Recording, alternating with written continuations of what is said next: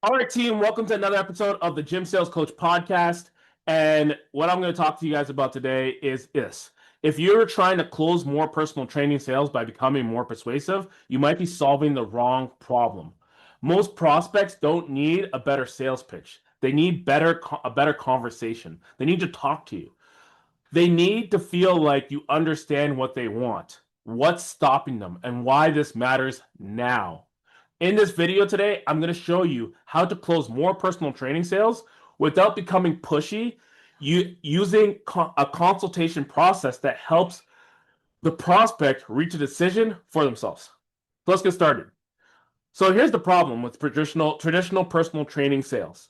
Most trainers believe closing means convincing.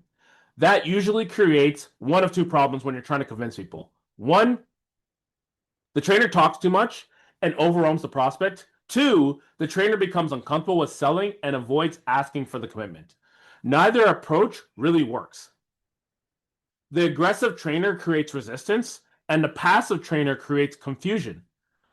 A strong consultation sits between these extremes. You lead the conversation, but you don't force the outcome. Pressure generally starts when the trainer cares more about making the sale than understanding the person. You know how many times I sit down with trainers and they tell me, like, I need to make a sale, I need to make a sale. It is August 26, 2026. I guarantee you right now, every single person's thinking the same thing. I need to make a sale. Heck, I'm thinking it too. But guess what? I don't really care. I'll make a sale. Not I need to make a sale, I'll make a sale. I have someone coming in the next 30 minutes. I just called and said, we're going to sit down and talk about training options. Opportunity is going to come. I have someone coming in tomorrow to purchase training that I've been working on for the last 3 weeks. People are going to come and buy training. So you got to remove yourself from thinking about the outcome of selling training and think about the fact of what is it going to do for the person that you're sitting with. So here's why prospects become defensive. A prospect usually becomes defensive when they feel the trainer is moving faster than they are. Okay?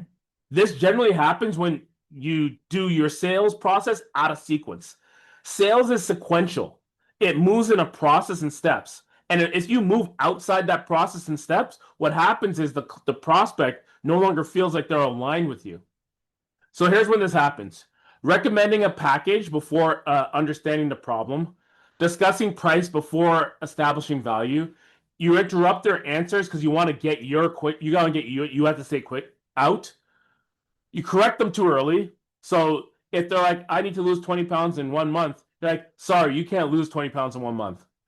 You use fear without context. You're going to die if you don't do this.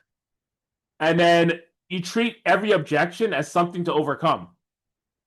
And realistically, every objection is not something that you can overcome. Like, I'm being completely honest, I know this. And in this sales space, it's so wild because every single person thinks, oh, well, I'm going to show you how you can overcome an objection.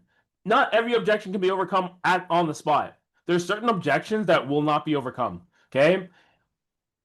And I don't want to get off on tangents here. I want to make sure I'm really concise in this. So let me get some water.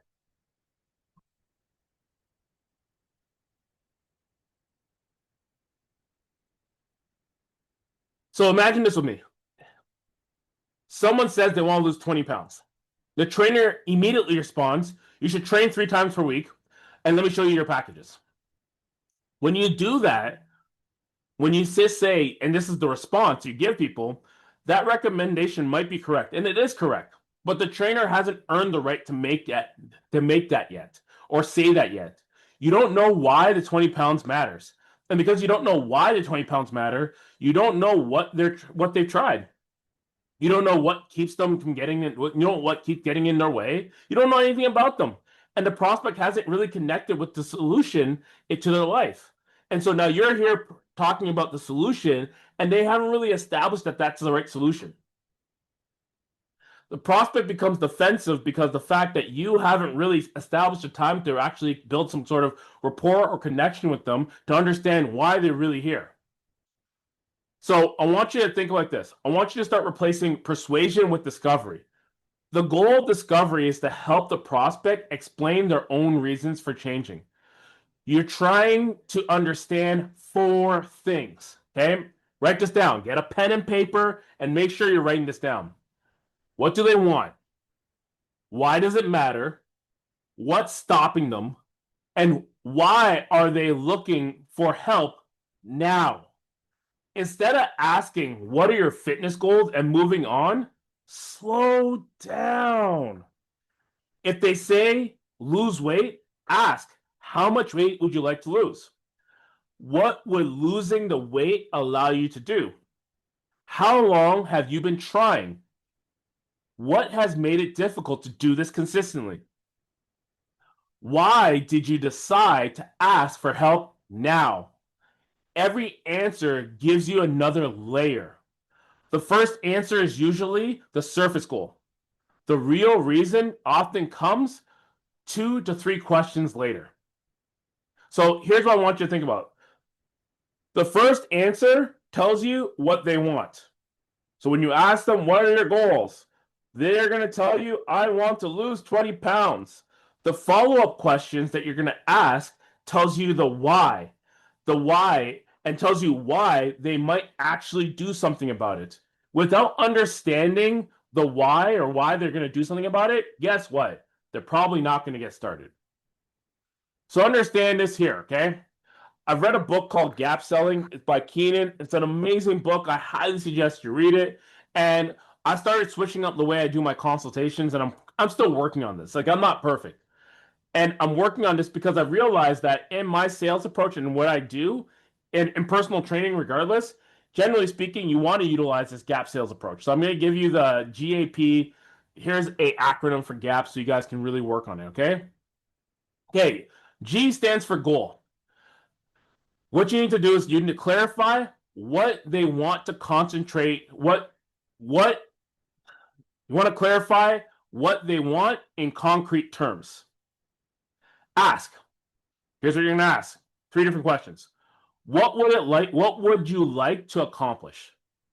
What would success look like 6 months from now? How would you know the program was working? Avoid accepting vague answers. So answers you're going to get is like, get healthier. That's not a clear destination. You don't know what that means. Healthier might mean losing 20 pounds, reducing pain, keeping up with children, or feeling confident in their clothes. So therefore, you need to understand, what does healthier mean to the person that's sitting in front of me right now? Okay, A stands for this: actual situation. Understand what's happening right now. Here are 4 questions you need to ask. What are you currently doing? How consistent have you been? What have you already tried?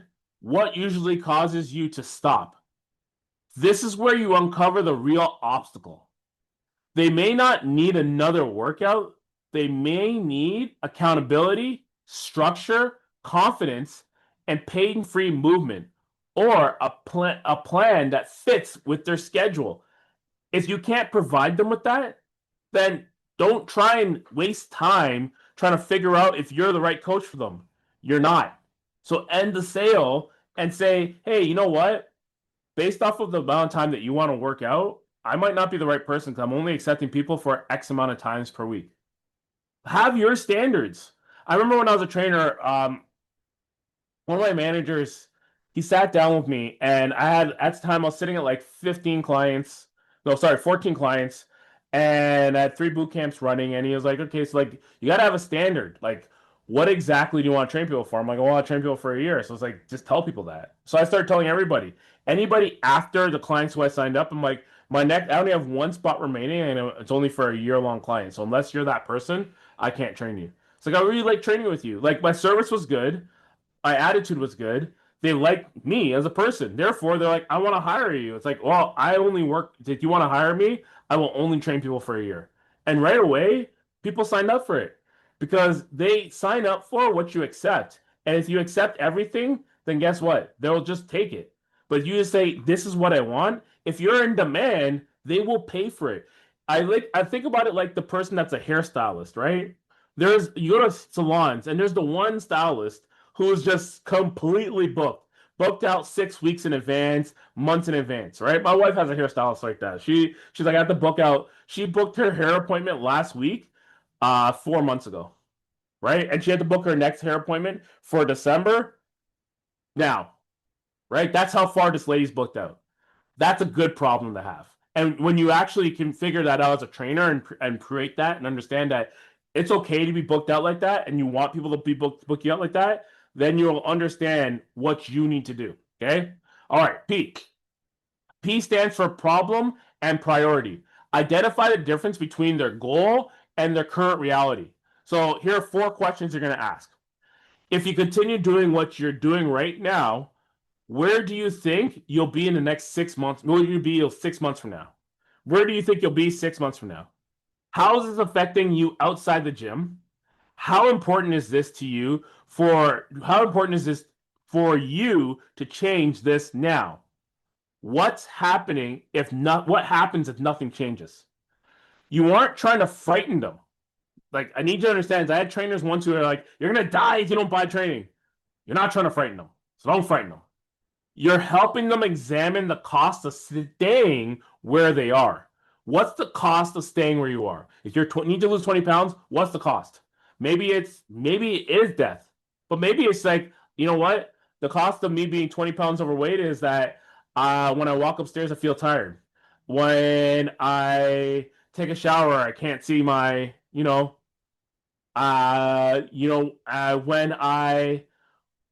I lift anything, I feel weak. Like, these are problems. These are genuine problems that people have. People rarely make decisions because a trainer created urgency. They make decisions because the trainer helped them recognize the urgency that was already there. Okay, let's continue down the line. So what you want to do is you want to confirm the problem before presenting the solution. Before recommending anything, summarize what you heard. I always do this on a regular basis. Here's what a summary would look like. We're using the same 20-pound weight loss. So let me make sure I understand. You want to lose 20 pounds, but the bigger issue is that you don't feel confident training alone. You started several times, but without accountability, you stop a few weeks from now. You want to solve it now because your energy is affecting how present you feel with your children. Is this accurate? Then stop talking. Shut up. Let the prospect confirm or correct your understanding. This does 3 things. Okay? Write this down. It proves you listened. It creates clarity. It gives the recommendation context. Your recommendation now feels personalized because it is personalized.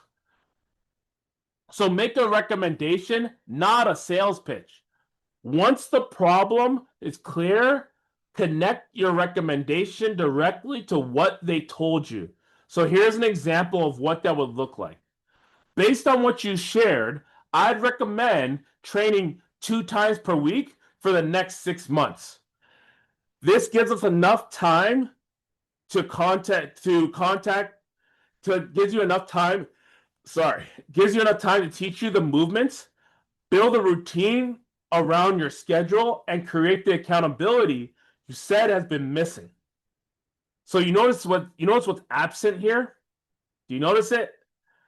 There's no exaggerated promises, no generic feature dumps, no pressure tactics, no random package presentation. Explain why the recommendation fits their situation. That's it. Come from a company who sells year-long personal training packages. And the reality I used to tell my trainers is that if you can put it in a prescription and present it with confidence, people will end up buying it. But don't present something that you don't believe in. So you don't believe the person needs a year, explain why. I had a guy that came in and he wanted to get ready for the Army. I said, okay, so when do you want to get ready for the Army by? He said, I got 1 month. Bro, I said to him, I'm like, 1 month, you should have been here last year. And he's like, oh, I know, but I was waiting until I got the letter, and then now I'm going to actually do this. I'm like, I hear you, but really you should have been here since last year. So I'm like, okay. So I'm like, you have 1 month, we have 1 month with you. What does that look like? So I'm like, realistically, if in the ideal world, here are 3 options. This is your best option. 36 sessions. It's going to be one time to every day for the entire month. So that's 30 days. The last week's going to be hell week. Where we're going to train you twice a day. He said, I like it. And he bought it. So I sold him 36 hours of training. And he did it in 1 month. Right? He bought it because it was my recommendation, because it was the best thing for him. And I was able to talk to him about it from a point of view of that this is the best thing for you. And he bought it. He got the service, he got into the army, and everything else is history. So you want to recommend. So explain why the recommendation fits our situation. And then here's what you're going to ask. How does that sound based on what you're trying to accomplish? That's one way. Another way you could say is, does this sound fair based off what you're trying to accomplish? Now, realistically, you want to hear their feedback. This keeps the prospect involved in the decision. You want them to decide. You want them to say, it sounds good. Yeah, I like this. So you want to be able to ask directly for the commitment. Selling without pressure doesn't mean avoiding the close. You still need to ask for a decision. So here's what you want to say. Try this. Write this down. Would you like to move forward with that plan? Then shut up. Stay quiet. Many trainers ruin the close because they can't accept the silence. The silence is uncomfortable for them. So they ask questions and immediately start discounting, explaining, or offering another option. They'll say stuff like, so like, I know this is really expensive, but like, this is what's going to be. Shut up. You don't need to tell them it's expensive. They know it's expensive. You're creating something that doesn't necessarily need to be there. You're creating stuff in your own pocketbook because you can't afford training. So all of a sudden, I can't afford training. Therefore, you know what? This person can't afford training too. That's not the case. The person in front of you is someone that can afford it. Here's the thing you got to think about when you're selling personal training. I need you to understand this right now. Sell to the rich. Okay? Sell to the rich. Why do you sell to the rich? Because they can afford it. It's a luxury item. It's a service that costs money. It's thousands and thousands of dollars. And right now, a lot of people are like, oh, I don't have the money. That's okay. Not everyone can afford one-on-one personal training. That's what you have semi-private training for.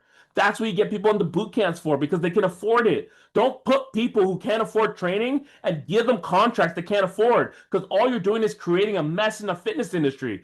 Give them something they can afford. Oh, Manny, but I want to make more money. You're thinking with the wrong head. Help people, serve people. That's what you're here for. Not just to take from people, you're here to serve people. The way you serve people is by giving them the recommendation of the thing that they want based off of the value that you have. So it's like, here's what I have. Okay? Here's all the costs. Here's my recommendation. Does that sound fair? Yes. But I only have X amount of money. I can only put this much money towards this.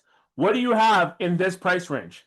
I can do this with that price range. That's negotiation. And when you have a genuine prospect in front of you that wants to negotiate, guess what? They're going to work with you. Okay.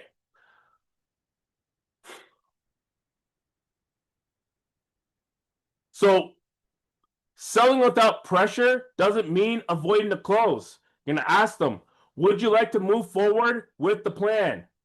Then stay quiet. Don't say anything else. Give the prospect time to think. Silence after a closing question isn't pressure. It's space for the person to make a decision. Okay? So what I want you to do next is I want you to handle hesitation with curiosity. Okay? So hesitation is like your objections. But if the prospect hesitate, don't attack the objection. Ask, what part of the decision are you unsure about right now? That helps separate concerns. They either don't understand the value, the recommended schedule doesn't work for them, they need to discuss the decision with someone else, they're afraid they won't follow through, the investment generally doesn't fit. Each concern requires a different conversation. A scripted rebuttal treats every objection as resistance. Curiosity helps you understand what actually is unsolved. So I don't really deal with objections as much anymore. What I deal with is like hesitation. And in hesitation, I just figure out, like, I ask questions. In terms of asking questions, it really comes down to, like, here's what it sounds like. So let's say, for instance, someone comes in and they say, I need to think about it.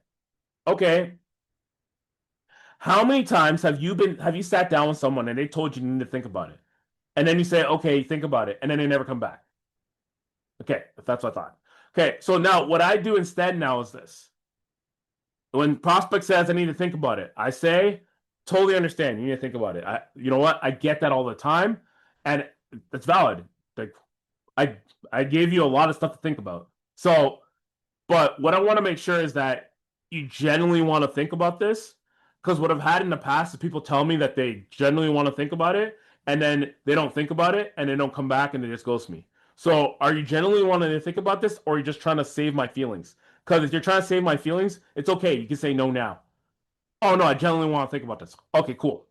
What do you need? I find that whenever people genuinely need to think about it, it means that we can figure out some solutions right now. What do you really need to think about right now? What's the thing that's stopping you right now? Or what's the thing that you're thinking about? Explore it with them. What are you thinking about? If someone says they need to think about it, obviously there's things happening in their head. Ask them and then go through it with them. The best time to go through it is with them right on the spot. Okay. So here's the practical action steps for you to continue, okay? For your next 5 consultations, all right, team, here's what you're going to do. Spend more time discovering than presenting. It's like an 80-20 principle when it comes down to who's talking. If you're talking too much in your consultation, you're losing. The person asking a question is the person in charge. So that means you should be asking questions and then shutting up and writing. Ask at least 2 follow-up questions before recommending anything. So keep on asking questions. Summarize the prospect's situation back to them. Give them back what they're thinking. Connect your recommendation to their exact problem. What's the number one problem that you're dealing with? That's why you want to focus on one problem, not a bunch, one problem, and then connect the recommendation to that one problem. Ask directly whether they want to move forward. And then stay quiet and let them answer. After each consultation, here's what I ask myself, and you can start asking yourself the same question. Did the prospect talk more than I did? That's the number one question I ask myself. If the answer is no, review where you took over the conversation. So realistically, if they talk more, you got to figure it out. Okay. Even a pressure-free consultation can fall apart if you present the solution too early. In the next video, I'm breaking down why personal trainers lose sales before they ever present the price, and the discovery mistakes that make the package feel expensive because the prospect even sees the number. Before the prospect even sees the number. Watch that next video, because fixing those mistakes can change the entire consultation. All right? Thank you so much, team. You have a great day. Peace.